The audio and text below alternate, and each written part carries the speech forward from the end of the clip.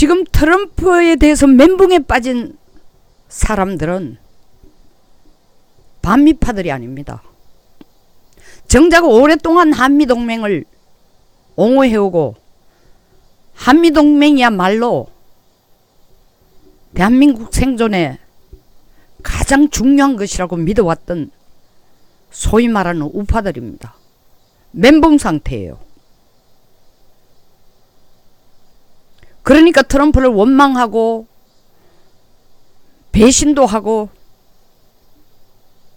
트럼프를 공격하기도 합니다. 이점에서 제가 밝혀둘 것은 트럼프의 대변인도 아니고 트럼프를 옹호하자는 것도 아닙니다. 그러나 분명하게 제가 짚고 싶은 것은 한미동맹을 지켜왔던, 한미동맹의 가치에 중점을 두었던 우파들이 트럼프의 세계 전략을 이해를 못하고 있다는 겁니다.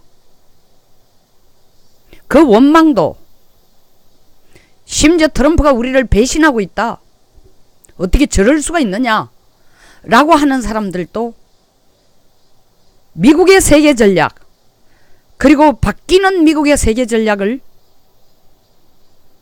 끌고 가는 트럼프의 계산, 동맹 계산법을 이해를 못하기 때문에 우파들이 지금 더 앞장서서 트럼프를 욕을 하고 있습니다. 좌파들은 뭐 평상시에 반미하던 사람들은 잘됐다, 트럼프 너 하는 꼴보이 주한미군도 우리가 결국 내보내야 되고, 내보내기 싫은데도, 사실은 내보내고 싶죠. 그런데도 내보내기 싫은데도 당신이 하는 거 보니까 안 보낼 수가 없네. 당신이 그렇게 만들었잖아. 방위분담 우리 한 번도 더 못 내. 그것도 당신이 너무 많이 요구해서 그래. 무역도 관세? 중국처럼 한국도 그렇게 매기겠다고? 그럼 뭐 우리 미국하고 무역 안 하지. 딴 나라하고 하지. 우린 남북끼리 잘해볼 거야. 거기에 한수도 떠서 트럼프가 지금 북한이 미사일을 사흘이 멀다 하고 쏘대는데도 단 한마디도 우리 쪽 편을 들어주는 건 없이, 김정은 별로 나쁜 놈 아니야. 뭐 우린 조만간에, 이게 뭐 정식으로 훈련도 아니고 도상훈련, 한미 간의 도상훈련 끝나고 나면은 미북 간에 실무자 단계에서 비핵화 문제를 가지고 얘기를 할 거야. 제가 볼 때는 그 실무자 단계 얘기 그냥 구체적인 진전 없이 끌고 갑니다. 구체적인 진전 가지고 진전을 하면서 끌고 갈 생각이 별로 없어요. 아직 확정된 건 아니지만 백악관 내에서 비건, 소위 말하는 트럼프 정부의 북핵 특별 보좌관이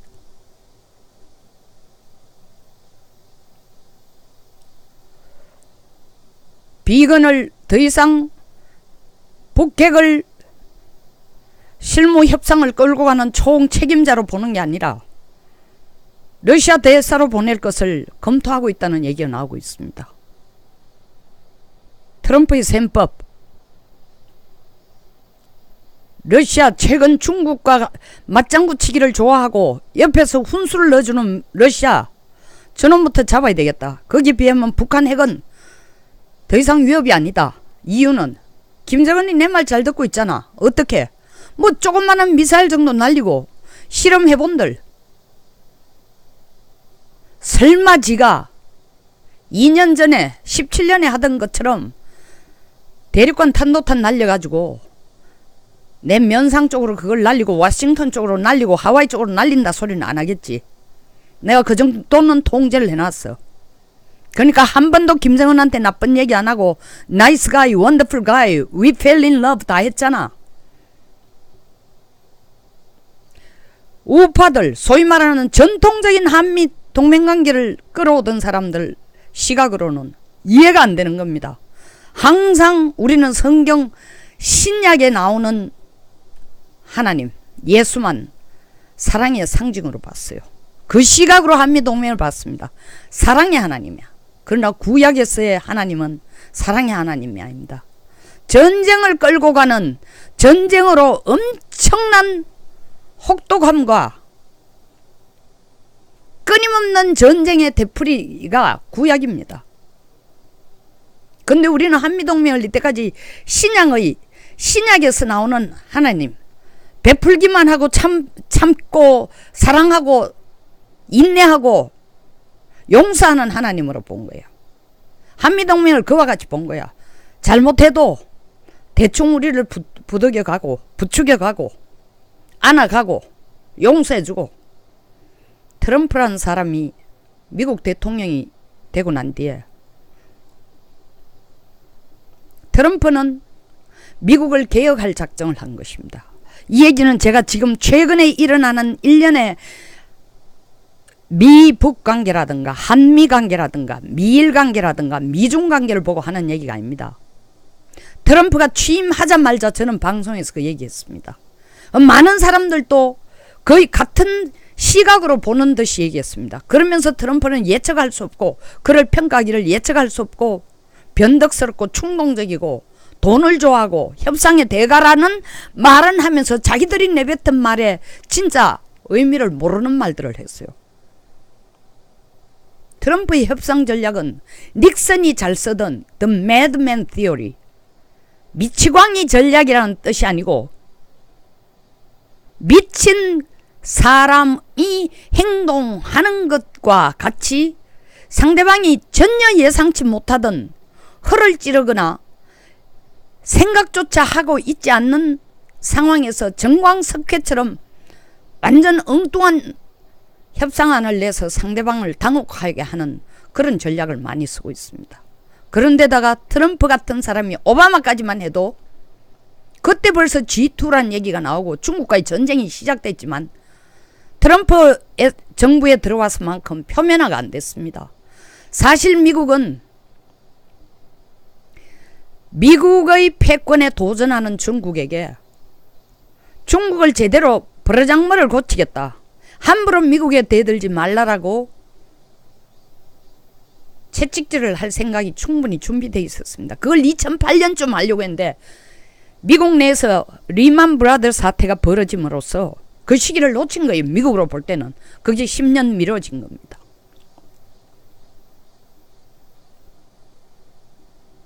그러니까 트럼프 이전의 오바마 이전의 공화당 정부였습니다. 트럼프는 지금이야말로 미국이 개혁을 하지 않고 지금이야말로 중국과 패권에 도전하지 않으면 미국은 이제 패권을 중국에게 넘겨줄지도 모른다. 다시는 뒤따라갈 수 없을 상황이 될지도 모른다. 마치 1957년 상상도 안 하고 있는 냉전 체제가 1, 2차 세계대전에서 이기고 2차 세계대전에서 이겨서 세계에서 최강국으로 부상한 후에 그 후에 냉전 체제가 이루어지고 난 뒤에 아무도 미국의 군사기술에 대해서 도전할 수 없고 경제에 대해서 도전할 수 없다라고 생각하고 있는 차제에 1957년 미국의 뒤통수를 강력하게 때린 게 소련의 스푸트닉 위성 발사입니다. 그게 너무 충격을 받아 바로 그 다음 해에 미국이 바로 나사를 만들고 그리고 아폴로를 쏘아 올렸습니다. 단순한 위성이 아니라 우리는 사람을 실어서 달에 가겠다. 이번 중국에 대해서 화해에서 때리는 것도 하회에 대해서 때리는 것도 57년 소련의 그 충격을 미국은 계속 새기고 있습니다.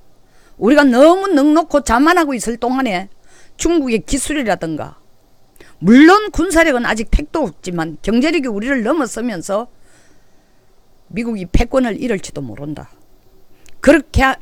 그래서 미국의 패권을 그대로 유지해 가기 위해서는 지금까지 즐겨오던 70년간의 패권을 국제사회에도 국가의 주기가 있습니다. 태어나서 성장하고 가장 강력하게 힘을 잡고 이 병들고 시들어지는 시간이 거의 70년 주기예요. 70년 동안 세계의 최강국이었는데 그것이 중국의 도전에 의해서 크게 미국이 도전을 받고 있다. 이 기회에 다시 한번 지금 혁명하지 않으면 지금 개혁하지 않으면 자칫 중국에게 패권자를 내놓을 수 있다. 때를 놓치기 전에 확실하게 밀고 나가자. 그게 트럼프의 생각이야. 어떻게 하냐? 경제적으로 지금 볼륨이 점점 커지는 중국, 일단은 그들의 수출량이 더 많으니까, 미국보다 거의 3배나 되니까 관세 때려가지고 미국한테 물건 팔아 돈 버는 거 좀 못하게 하고, 화웨이 같은 5G 기술을 우리보다 앞서가는 차세대 기술에 대해서 투자하는 것, 그리고 이걸 가지고 시장을 장악하는 것 또 때리고, 그런 기술 플러스 이용해서 위성 기술로 발전시켜 나가는 것 때리고, 그리고 우리가 별로 간섭 안 하고, 설마 뭐 중국 중국 뗀 놈들이 따라와 봐야 얼마나 따라오겠어 하고 그냥 풀어뒀던 팔로알토의 미국의 알짱 같은 초혁명적인 기술들을 중국이 훔쳐가는 것도 못 본 채 놔뒀는데 이제 이 목을 조어야 될 거다. 보호무역으로 가자. 두 번째로는 군사도 동맹이 이제 필요 없다. 우리가 동맹을 유지했던 이유는, 동맹을 그렇게 중시 여겼던 거는 45년 전후 세대에서 양진영, 미소간의 양진영을 만들면서 그때 미국이 전 세계를 통치할 수 있는 방법이라는 게 결국 동맹관계를 이용해서 이 전 세계의 넓은 땅덩어리를 유지하고, 그 동맹관계를 유지한 또 이유 중에 하나는 땅을 뺏고 자원을 뺏는 게 목표가 아니라 가장 큰 목표가 에너지를 확보하는 거다. 에너지야말로 경제 발전에 있어 절대적으로 필요하고, 전쟁을 필요하고, 국력을 키우는 데도 필요하고, 그 에너지 확보를 하기 위해서 전 세계 700여 곳에 미국의 기지를 두고 소련하고 맞섰지만 이제 군사력도 세계 1위가 됐고, 이미 소련이 따라올 수 없을 정도로 많은 돈과 시간과 전문 인력을 투자하고 키우고 해서 군사력 세계 압도적으로 1위고, 왜냐하면 미국의 군사력 2위에서 9위까지를 합친 군사력보다도 미국의 군사력이 더 큽니다. 특히 해군력 같은 데는, 해군력이 지금과 같은 WTO 체제, 전 세계 시장이 하나로 통하는 세대는 해상교통로를 지키지 않으면 경제를 확보할 수가 없습니다. 경제를 장악할 수가 없습니다. 해군력이 1위예요. 기술력, 중국이 이렇게 촐싹거리면서 미국에게 대들기 전까지만 해도 미국은 압도적인 1위라고 생각했는데 지금 중국이 나서고 있으니까 경제력도 이래 그대로 그냥 편안하게 보고, 우리 뭐 미국이라는 건 적당하게 우리도 너희들 몇 개 주고 우리도 같이 공유하고, 그게 뭡니까? 브레튼 우즈 체제예요. 브레튼 우즈 체제, 제가 이미 몇 번을 얘기했지만 브레튼 우즈 체제라는 게 단순하게 전쟁이 2차 대전 전쟁에서 이긴 연합국 44개국이 브레튼 우즈 호텔에서 만나서 그냥 이제부터 미국 달러, 미국가 제일 강한 국가니까 이 각 나라마다 화폐를 가지고 장사를 하고 무역하면 너무 헷갈리고, 그리고 전쟁에 의해서 패전국들과의 관계도 너무 복잡해지고, 그 뭐 전후 빚을 갚고 어쩌고 저쩌고 골치 아프니까 미국은 식민지 같은 거 안 한다. 이때까지 2차 세계대전까지 모든 국가들이, 전쟁에 이긴 국가들이 거기에 전성국이 가지는 가장 큰 전리품이 식민국을 늘리는 거였는데, 미국은 식민국 안 늘리겠다. 식민지 안 늘리겠다. 그 대신 미국 달러를 써라. 그리고 미국 시장을 이용해라. 미국의 물건을 가져와가 팔고, 미국은 전 세계에 나가서 우리 물건을 또 팔고 전 세계를 미국 시장으로 하겠다. 그러려면 통화가 하나로 통일돼야 된다. 그 달러다. 이렇게 시작된 게 브레튼 우즈예요. 그러나 그 브레튼 우즈는 단순한 달러를 기축통화로 한 경제체제만 아닙니다. 전 세계로 장사를 하려고 하면은 반드시 지나가는 길이 있어야 돼. 물건을 갖다 나라는 사고 팔고 하는 도로가 있고 육로가 있고 해로가 있어야 돼요. 그 해로가 2차 세계대전까지만 해도 해상교통로를 의한 무역이라는 게 발륨이 상대적으로 양이 비교가 안 될 정도로 적었지만 국가 간의 무역 체제가 WTO 체제가 만들어지고 난 뒤에 해상교통로라는 것은 육로 그리고 공중을 통해서 갖다 나르는 혹은 사오는 물품은 양이 비교가 안 됩니다. 그러니까 해로를 사용하는 거예요. 이 해상교통로를 전 세계 해상교통로를 태평양, 대서양, 인도양 다 연결해서 미국이 커버해 주겠다. 이 해상교통로 지나갈 때에 통행료 내라 하지도 않고 거기 나오는 해적들도 미국이 다 나서가지고 해주겠다. 처리해 주겠다. 그런데 우리 혼자서 안 되니까 동맹국들 같이 들어가 참여하자. 이게 미국의 아이디어였어요. 그게 브레튼 우드 체제입니다. 그러니까 해상교통로를 지날 때마다 구간마다 통행료를 내거나 해적 걱정 없이 우리나 일본이나 대만이나 동남아 국가나 전부 다 무역을 할 수 있었던 겁니다. 트럼프는 지금 브레튼 우드 체제에서 깔아놓은 해상교통로도 앞으로 두고 보십시오. 반드시 두고 보십시오. 해상교통로도 자기 각국이 필요한 무역에 필요한 구간에 있는 해상교통로는 이제 앞으로 그 나라가 일정 부분 돈을 내든지 지키라고 할 겁니다. 제가 손가락으로 맹세를 할 수 있습니다. 지금 가는 걸 보면. 짧게 정리를 먼저 하자면 트럼프는 동맹국이라는 이름 함부로 팔아먹지 마라. 동맹국이면 동맹국다운 값을 치르라. 그러면 우리도 동맹국만큼의 대가를 해주겠다. No free lunch under the sun. 하늘 아래 공짜는 없다. 공짜 점심 없다. 적이든 우방이든 관계없다. 다 돈 내라. 자기들이 해야 될 몫은 반드시 내라. 그럼 미국도 그만큼 대우해 주겠다. 한미동맹 방위비 분담 이때까지 역대 어떤 대통령들도 미국 대통령도 안 하던 식의 5배를 지금 낸 것보다 5배를 더 내라고 얘기합니다. 우리가 보면 기겁을 할 일입니다. 미쳤나 싶죠. 트럼프가 약간 이렇게 됐냐. 우리한테만 그런 게 아니에요. 나토 국가들한테도 GNP 2%로 다 해당 28개국들한테 GNP 2%씩을 다 방위비로 내라고 하는 겁니다. 내기 싫으면 나토에서 빠지고 자국 국방비를 네가 감당해라. 어느 나라도 2%가 자국 국가 방위를 지키기가 어렵습니다. 일본이 방위비가 국가 GNP의 1%선을 낙하손해 때부터 지켜와서 지금까지 계속 1% 이상을 안 오르고 있지만 이유가 있습니다. 일본 헌법 구조에 교정권을 인정 안 하고 있습니다. 전쟁을 해서는 안 되는 나라, 전쟁할 준비를 하거나 전쟁할 전투력을 가졌으면 안 된다고 하니까 1%로 묶었지만 헌법을 개정하고 나면 쟤들은 어느 날 아침에 1%가 아니라 3%, 4%로 뛸 수 있는 나라예요.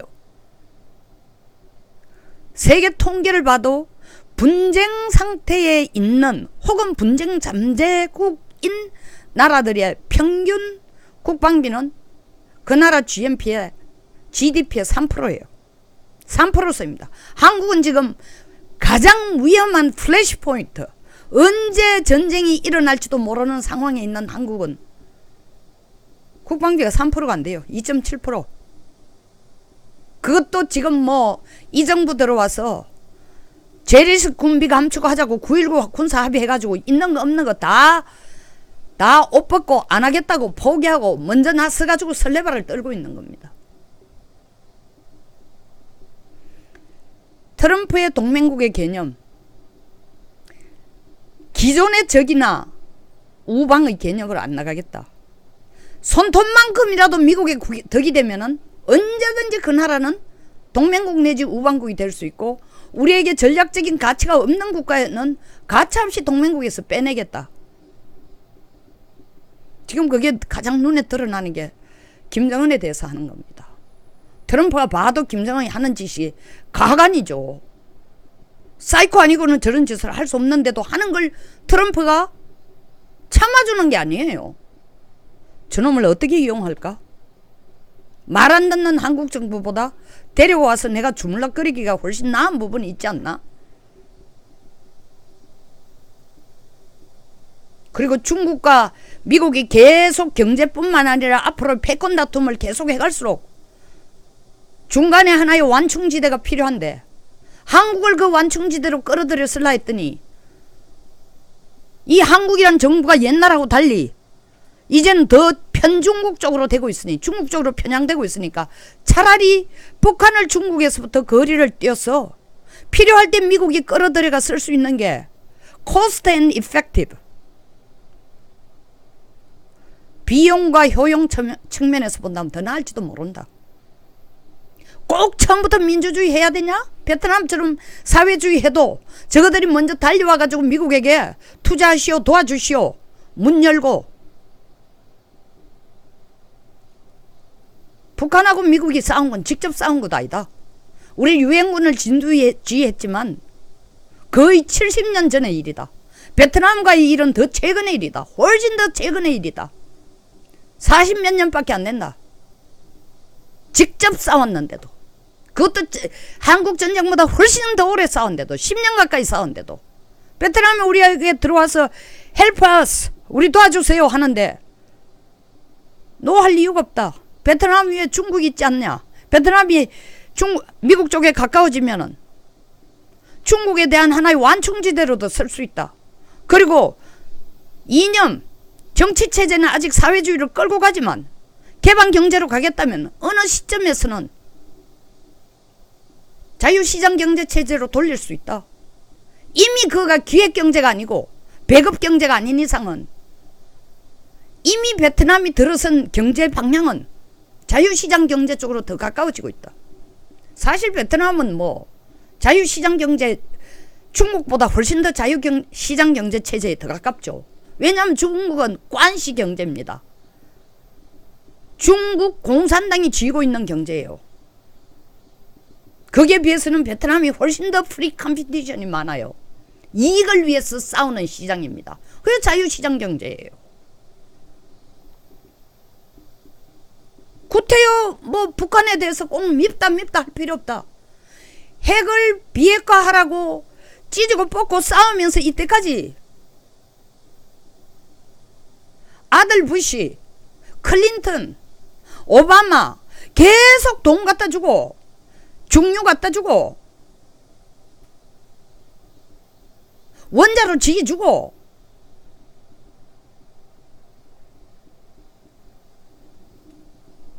불법 자금 동결됐던 거 풀어주고 다 난리를 쳤지만 결과는 20년 지난 지금 북한이 핵을 더 가진 상황이 왔다. 저놈들이 보이 죽어도 핵은 포기 안 할 거다. 그런 방법이 뭐냐? 1cm라도 미국 쪽에 더 가까이 줄을 선다면 중국보다 미국은 그 상태에서 북한을 이용해야 된다. 구태여 싸울 필요 없다. 저는 벌써 며칠 전에도 얘기했지만 미국이 북폭하는 일은 없다. 근데 며칠 전이 아니라 이 방송은 벌써 몇 개월 전에 했습니다. 북한은 계속 폭탄을 날릴 거다. 미사일 날릴 거다. 그렇게까지 저도 방송했지만 트럼프가 그걸 못 본 채 하고 넘어가지고는 심지어 뭐 그럴 수도 있지 뭐 까지 나가면서 한국의 동맹을 테스트하는 수준까지 오리라고는 생각을 못했습니다.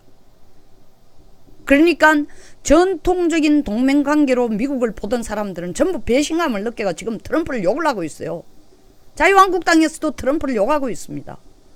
트럼프의 전략을 제대로 이해 못하는 겁니다. 전략을 이해하고 트럼프와 손을 잡고 트럼프에게 엎드리라는 얘기가 아닙니다. 세계 최강국이 그들의 전략을 바꾸면은 우리는 재빠르게 움직여가지고 걔들하고 같이 새로 살 수 있는 방법을 찾아야 되는 거야. 그걸 지금 못 찾고 있는 거야. 트럼프의 전략을 제대로 이해 못하니까 트럼프 욕만 하고 앉았는 거야. 미국이 한미일 핵무기 공유 제안을 했습니다. 무슨 얘기예요? 북한 비핵화 안 된다는 걸 전제하고 핵무기를 가지라는 겁니다. 북한 비핵화가 진짜 미국의 목적이라면은 북한 핵폭탄부터 없애고 미사일 없애는 게 목표라면 핵무기 공유? 이것과 압박으로 쓴다고요? 안 된다는 거 트럼프도 알아요. 이걸 한미일 핵무기 공유를 갖다 두고 북한과 거의 대등한 수준의 핵 억제력을 갖다 두고 그걸 하나의 바게닝 칩으로 해가지고 북한의 경제 시스템을 바꾸려고 하는 겁니다. 미국과의 관계를 다르게 바꾸려고 하는 겁니다. 중국에 가까이 가봐야 생길 거 없다. 내 쪽으로 와라. 네가 시간이 지나면서 보면 알지만 중국한테 붙는 것보다 미국한테 붙는 게 낫다. 사실 김정일이 뭐라고 얘기했습니까? 살아있을 때. 에?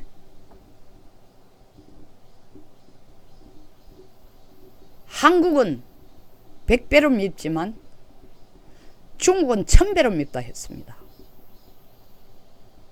어떤 일이 있어도 중국 밑에 들어가지는 않겠다고 김정일이가 얘기했습니다.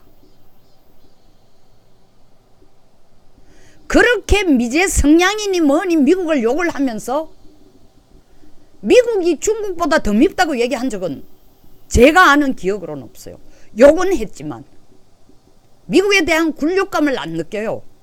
북한은 굴욕감을 느끼는 게 아니라 미국을 한 테이블에 불러내가지고 협상을 볼 수 있는 파트너로 끌어내는 게 북한의 목표였습니다. 그것을 김정은이가 해낸 거예요. 북한이 이때까지 꿈도 못 꾸던, 물론 꿈은 꾸었지만 현실 가능성이 정말 없다고 생각했던 걸 김정은이가 7년 동안 핵을 만들면서 결국 트럼프를 자기와 같은 테이블에 앉게 하고, 그것도 한 번도 아니고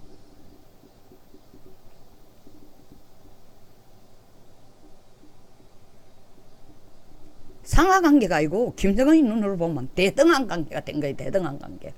김정은이가 보면 한국은 한미 대등 관계가 아니라는 거예요. 사실 우리는 대등 관계라 하기는 어렵죠. 우리가 뭐 SCM이란 거, 다시 말하면 안보협의, 한미 안보협의 할 때 대등한 관계, 대등한 관계는 무슨 대등한 관계예요? 솔직하게 인정합시다. 어? 대국하고 중견국하고가 어떻게 대등한 관계가 되느냐고요. 누가 얘기하겠죠. 법 앞에는 모든 인간이 동등하다. 국제관계는 법의 관계가 아니에요. 힘의 관계야. 동물의 왕국이야. 큰 놈이 작은 놈 잡아먹으면 그만이야. 그걸 살인이라고 생각하고 사냥이라고 생각하지 않는 거예요. 생각했다 손치더라도 먹히고 난 뒤에는 할 말이 없어. 트럼프가 미친놈이라고 욕하고 있을 정도로 한산하지가 않은 거예요. 지금 그렇게 한가롭지가 않은 거예요. 제발 트럼프의 전략을 제대로 이해하십시오.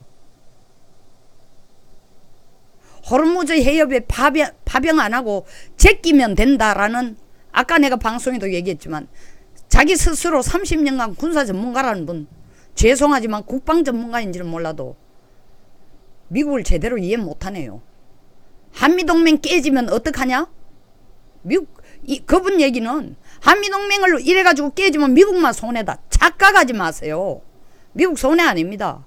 미국이 자기들이 하나만 더 채우면 전 세계를 장악할 수 있는 패권을 다 갖는다고 생각하는데 그 하나가 뭡니까? 석유까지 갖게 됐습니다. 에너지까지. 이제 세계 최고의 산유국이 된 거예요. 기술, 경제, 산유국, 군사력, 기축통화. 한국이 눈에 보이겠습니까? 근데 그 앞에서 촐싹거려. 트럼프가 뺨때기는 안 때리고 그냥 우리한테 지금 계속 발로 툭툭 차는 거야. 이라도 못 알아듣겠어? 내가 김정은한테 이런 메시지를 주면 네가 얼마나 모욕감 느끼냐. 모욕감을 진짜 느낀다고 생각하면 와싱턴에 달려와서 한미관계를 어떻게 더 강화시킬 수 있도록 하겠다고 얘기해. 그리고 방위분담 5배로 내라면은 한 푼도 못 내겠어가 아니라 우리 국익에 맞게 미국이 동맹국으로서 우리를 지원하고 도와주려면 어느 선까지는 협상을 매년마다 하는 게 아니라 너무하지 않느냐. 5년이나 10년마다 다시 재경신하도록 하고 연차적으로 몇 퍼센티지 올리는 정도를 얘기해야지. 한 푼도 안 내겠다. 물론 협상하기 위해서는 처음에 한 푼도 안 내겠다 할 수 있지만 협상할 때 협상을 끌고 가 주도권을 진 사람이 딸려가는 사람이 나는 죽어도 안 해. 아니 집이 전세 들어갈 집이 하나뿐인데 전세 들어올 사람이 3사람이라 칩시다. 전세금을 1억 달라는데 7천만 원 가진 사람이 난 7천만 원 아니면 죽어도 못 가. 집주인한테 그렇게 얘기해. 그 옆에 8천만 원 내겠다. 그 다음에 1억 내겠다. 누구 선택해요? 집주인이 헷가닥 하지 않은 이상은 1억짜리를 선택하는 거야. 7천만 원까지 밖에 안 들고 있으면서도 가전 집주인한테 욕을 다 하고 대드는데 뭐 때문에 7천만 원 전세 내는 사람을 그래 이거 가져가시오 옛날 정을 생각했어. 제가 얘기했죠. 국제관계는 동물의 왕국이라니까요. 적자생존의 사회입니다. 살아남는 놈이 최고예요. 그 트럼프가 이런 메시지를 충동적이지도 않고 갑작스럽지도 않고 미치광이처럼도 아니고 다만 그 전술이 협상 방법이 미치광이처럼 예측 불허의 방법을 쓰지만 트럼프는 집요하게 자기가 말한 것을 다 지금 끌고 가고 있습니다. 만약 오바마가 8년을 더 집권을 한다면 이런 일이 없었을 거예요. 그 대신에 미국 사회는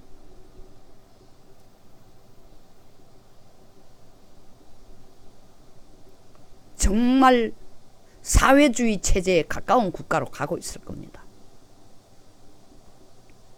앞으로 우리가 트럼프에게 기대할 수 있는 거, 저놈이 미친놈이다 욕할수록 우리가 더 어려워집니다.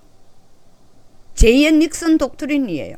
근데 그때보다 더한 건 그때 닉슨 독트린은 뭐 했어요? 1차 방어는 미국이 해준다 그랬어요.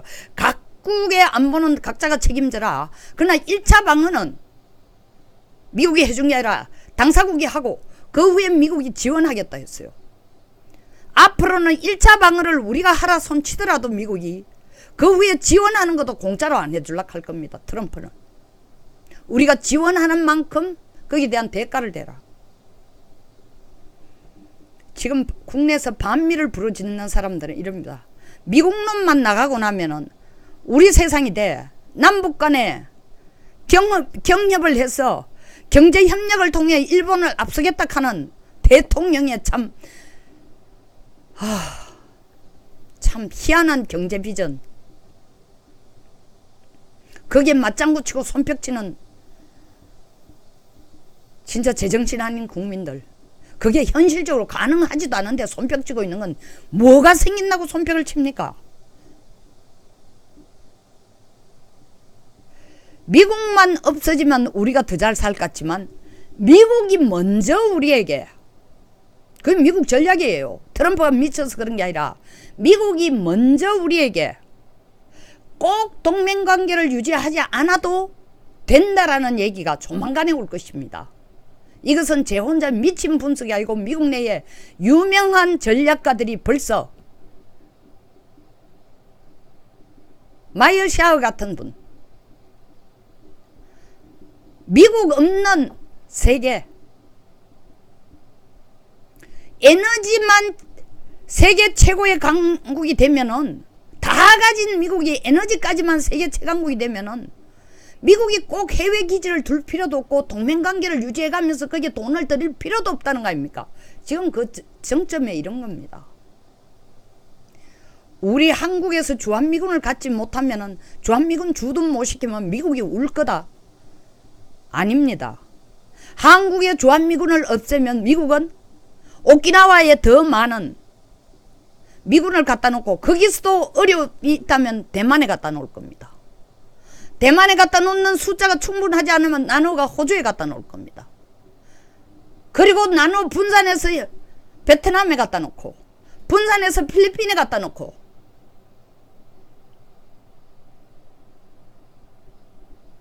가장 우선적으로 대만에 갖다 놓을 겁니다. 아니라도 지금 미국은 대만을 중국으로부터 분리시키는데 아주 집중하고 있습니다.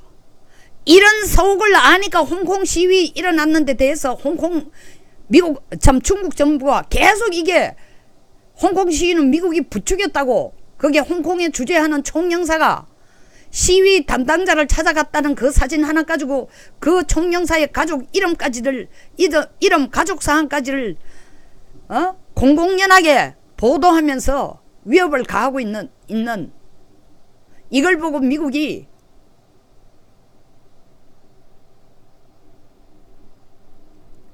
강력하게 중국에게 경고했습니다. 물론 중국이 먼저 얘기했죠. 검은 손을 치워라 했는데 홍콩의 상륙전함과 레이크 이엘이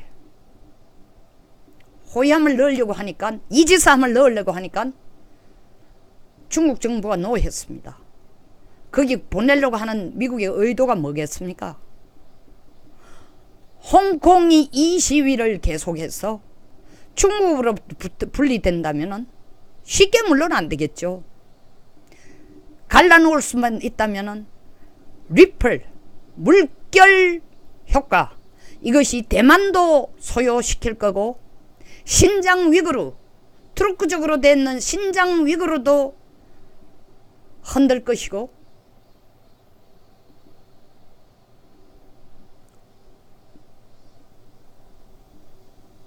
그리고 지금 대만이 중국이 자기 땅이라고 하는 티벳도 움직일 것이고 각자가 다 중국에서 벗어나기를 바랍니다.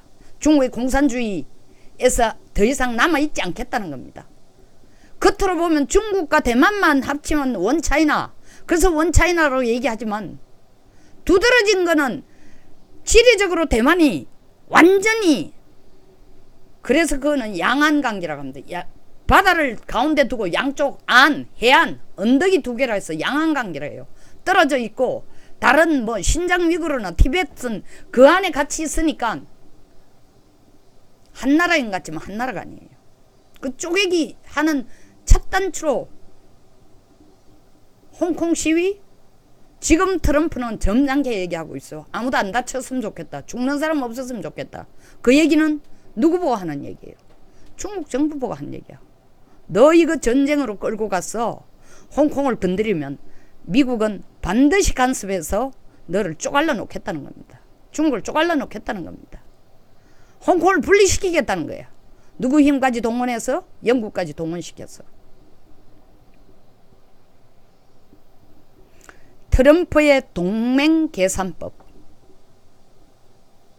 결론.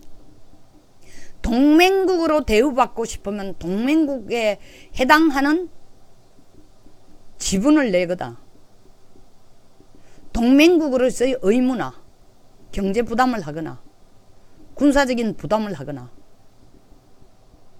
하라는 겁니다.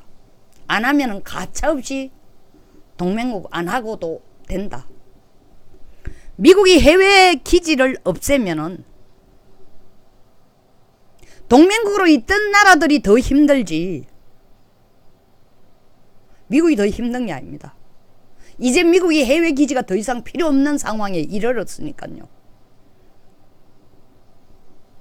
중동의 호르무즈 해협의 연합체를 구성하려는 것도 미국이 자기 사람들 내보내가 이제 기지 만드는 거 싫다는 겁니다. 중동 내에서 시아파 수니파 싸워가지고 누가 한쪽이 힘 실으면은 그쪽에다 맡기겠다는 게 대리 관리를 시키겠다는 거예요. 여기까지 제가 말씀드리면은 트럼프의 전략이 이제는 눈에 보일 겁니다.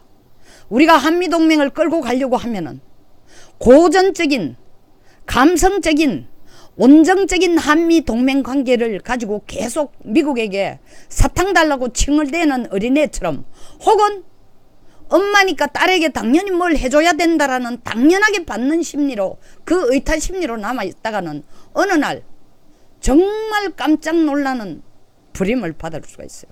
그걸 우파들이 알아야 됩니다.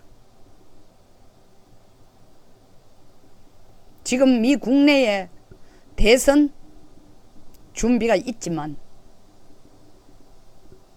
저는 트럼프가 재선을 한다고 봅니다. 그러면 제가 말하는 이 전략은 앞으로 트럼프가 내년에 재선되고도 4년 동안 끌고 가는 겁니다. 발 빠르고 민첩하고 정확하게 미국의 대외 전략을 이해하고 한반도 전략을 이해하고 대중 전략을 이해하고 그 속에서 우리가 어떻게 움직이는 게 살아남는 방법이라는 걸 파악하고 그게 맞는 대안을 찾아내지 못하면은 중국도 우리 돌보지 않습니다. 일본도 우리 안 도와줘요. 소련? 러시아? 아무도 우리 돌보지 않습니다. 더 나아가서는 조만간 한국의 전략적 가치가 미국의 시각에 비치는 한국의 전략적 가치가 더 정난하게 표현하자면 이용 가치가 북한보다 더 떨어질 수 있다는 것입니다. 이미 그런 기미가 드러나는 게 북한이 미사일을 그렇게 발사해도 북한은 호통을 치지도 나무래지도 않고 포커스를 한국 쪽에 뭐 해라. 그래도 작년까지만 해도 한국 어떻게 좀 해보시오 하더니 이제 그 말도 안 해요. 짐작이 되십니까?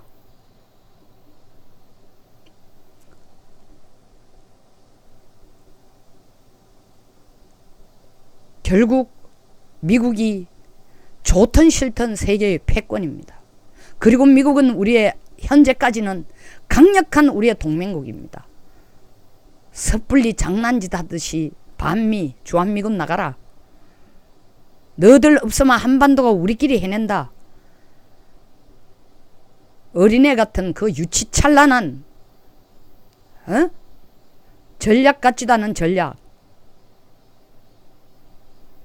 그런 걸 가지고 밀어붙여서도 안 되고 우파들 역시 트럼프가 미친놈이야? 트럼프가 우리를 배신하는 거냐? 우리 눈으로 보면 배신일지 모르지만 아니 집주인이 지 전세값을 올리겠다는데 어쩔 거야. 전세 들어올 사람은 많은데.